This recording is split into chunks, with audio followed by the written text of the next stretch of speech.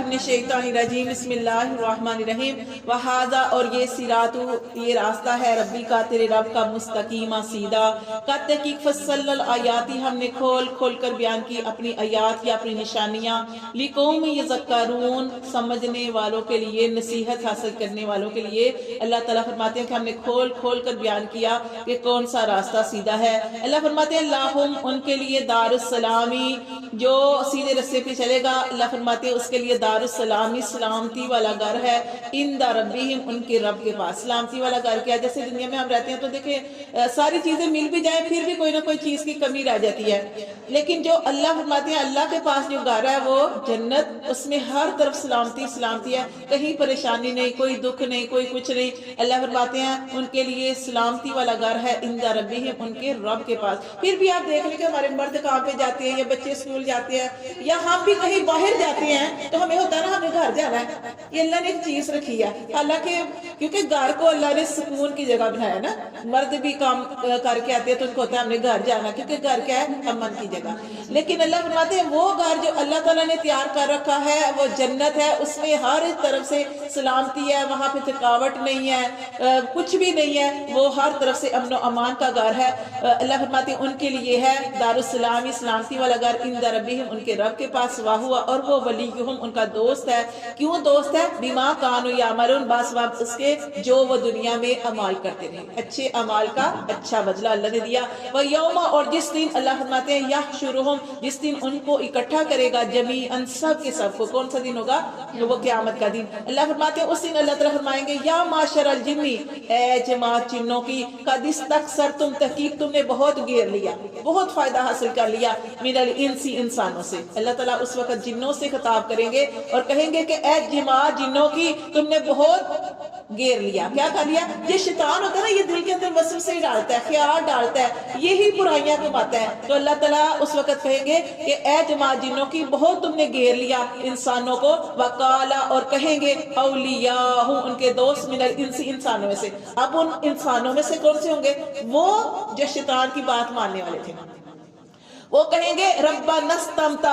اے ہمارے رب ہم نے بھی فائدہ حاصل کر لیا یعنی بعضنا ببعض بعض نے بعض سے یعنی ہم نے بھی ایک دوسرے اچھا یہ برا ساتھی برائی کی طرف لے کے جاتے ہیں جو شیطان کی باتوں میں آئے گا اس کے ساتھی بھی تو انسانوں میں سے برے ہوں گے نا جیسے ہم نے پڑھا تھا کہ وہ پناہ جیسے سورۃ ناس کے اندر اللہ تعالیٰ فرماتے ہیں کہ کیا پڑھتے ہیں من الجنۃ والناس جو سورت ہے کہ اس میں کہ اللہ میں جنات سے بھی محفوظ فرما اور انسانوں میں سے بھی جو شیطانی لوگ ہیں ان کے شر سے میں محفوظ فرما تو یہاں پہ بھی بتایا گیا کہ وہ جنات سے اللہ تعالیٰ خطاب کرے گا اور یہ جو انسانوں میں سے جو غلط کام کرنے والے ہوں گے جو ان کی پیروی کرنے والے ہوں گے وہ بھی کہیں گے کہ اللہ ربنا استمتع ہم نے بھی بہت فائدہ حاصل کر لیا بعضنا ہمارے بعض نے بھی بعض ان بعض سے وبلغنا اور ہم پہنچ گئے اجلنا الذی اس میعاد کو کون سی میعاد اجل تلانا جو اللہ نے تو نے میعاد مقرر کر دی تھی اس وعدے تک ہم پہنچ گئے یہ اللہ نے بتایا تھا اللہ نے رسول بھیجے تھے کتابیں نازل کی تھی اور اللہ تعالیٰ نے کھول اوپر بھی جیسے ہم نے پڑھا کہ اللہ نے کھول کھول کر ہر چیز کو بیان کر دیا تھا لیکن اس کے باوجود جو ہے انسان جو ہے وہ شیطان کی باتوں میں آ جاتا ہے وسوسوں میں آ جاتا ہے اور ایسے برے ساتھیوں کے جو انسانوں میں سے برے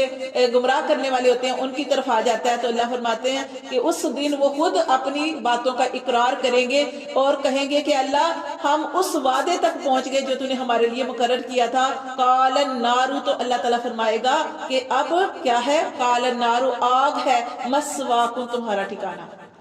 تمہارا ٹھکانہ آگ ہے خالدین فیہا اس میں ہی تم رہو گے الا مگر ماشاء اللہ مگر جب تک اللہ چاہے جب تک اللہ چاہے وہاں پہ رہو گے انا بے شک ربا کا تیرا رب حکیم حکمت والا ہے علیم اور خوب جاننے والا ہے وکذالک اور اسی طرح نولی ہم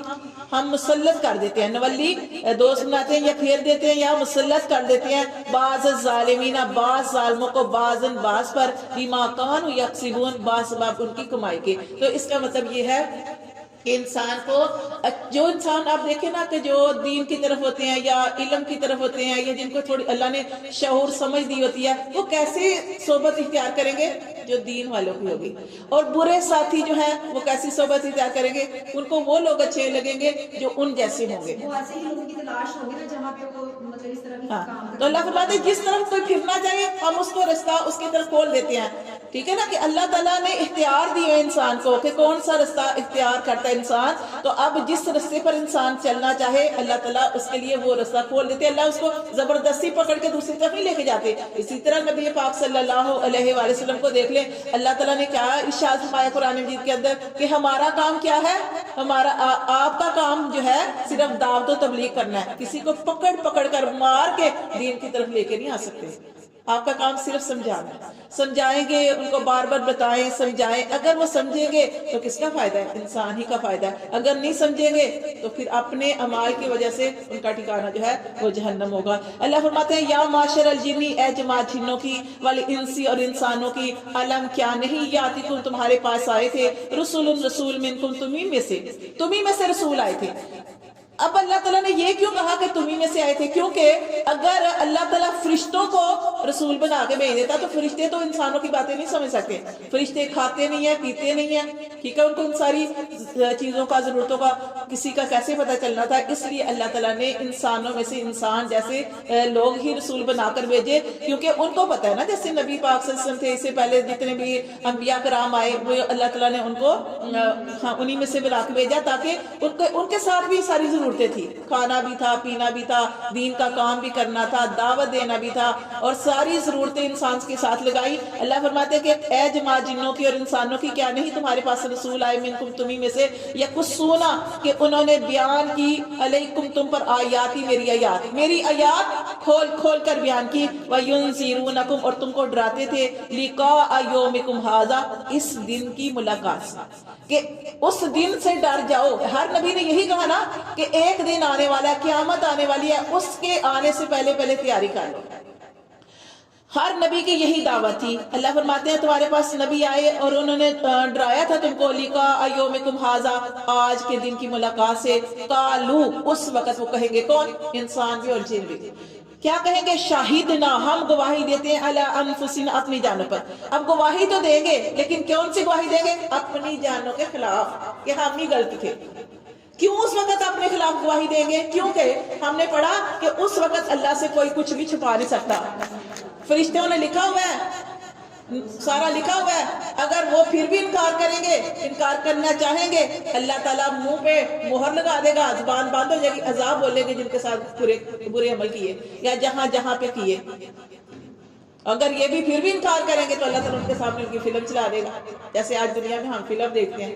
اللہ فرماتے ہیں کہ ہاں, تو یہ لوگ جو ہوں گے یہ خود ان کو پتا ہوگا کہ اللہ کے لیے کوئی چیز مشکل نہیں ہے. اللہ تعالیٰ کے پاس سارا کچھ لکھا ہوا ہے, اللہ سب کچھ دکھا بھی سکتا ہے. دنیا میں جو کچھ ہم کرتے تھے, اس لیے وہ اپنی جانوں کے خلاف خود ہی گواہی دیں گے, علی انفسنا اپنی جانوں کے خلاف, وغرتہم الحیات الدنیا اور کیا کہیں گے کہ ان کو دنیا کی زندگی نے دھوکے میں ڈال دیا. وشاہدوا اور وہ گواہی دیں گے, علی انفسہم اپنی جانوں کے خلاف,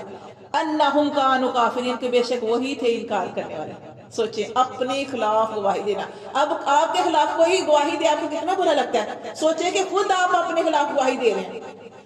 اللہ فرماتے ہیں ذالک یہ, الم یکن یہ اس لیے کہ نہیں ہے, ربو کا تیرا رب, مہلک القری تیرا رب تو ایسا نہیں ہے کہ وہ ہلاک کر دے کسی بستی کو بظلم ظلم کے ساتھ. اللہ کسی کو بھی ظلم کے ساتھ ہلاک نہیں کرتا. واہلھا غافلون اور اس کے رہنے والے غافل ہوں. اچھا, یہاں پہ یہ بتایا گیا کہ اللہ تعالیٰ کی یہ ایسا نہیں ہے اللہ تعالیٰ کہ اللہ تعالیٰ کسی کی طرف کتاب نہ بھیجے, نبی نہ بھیجے اور ایسے ہی کسی کو پکڑ کر دے. نہیں, بلکہ اللہ تبارک و تعالیٰ جو ہے اس نے کتابیں نازل کی, اس نے اپنے رسول بھیجے, اور پھر جب وہ نہیں سمجھے پھر بھی اللہ نے موقع دیا, پھر بھی اللہ نے ٹائم دیا, مہلت دی, پھر نہیں سمجھے تو پھر اللہ تعالیٰ نے پکڑا. اللہ فرماتے ہیں وَلِكُلِّ دَرَجَاتٍ اور ہر ایک کے لیے درجے ہیں, مما اس سے عامل جو انہوں نے عمل کیے. اب جب برا شخص ہے اس کے لیے بدترین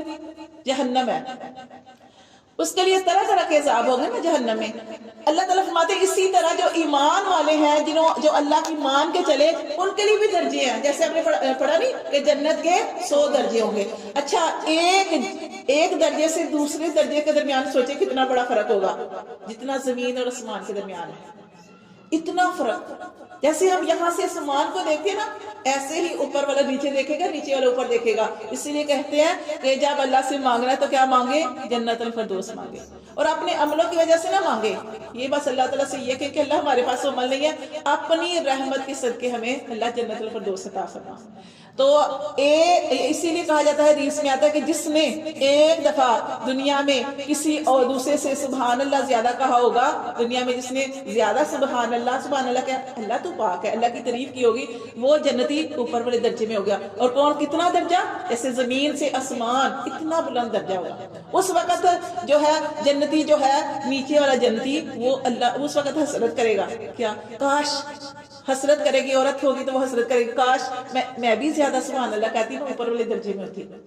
تو یہ اللہ تعالیٰ فرماتے ہیں کہ اللہ کے پاس درجے ہیں، اس وجہ سے مما عملو، جو اعمال کیے، جس طرح کے اعمال ہوں گے اس حساب سے جنت میں درجہ ملے گا، یا جس طرح کے برے اعمال ہوں گے جہنم میں وہی سزا ملے گی۔ اللہ فرماتے ہیں وما ربک، کیونکہ نہیں ہے تیرا رب بغافل، بے خبر، اما یعمل، اس سے جو تم اعمال کرتے ہو اس سے بے خبر نہیں ہے۔ صدق اللہ العظیم۔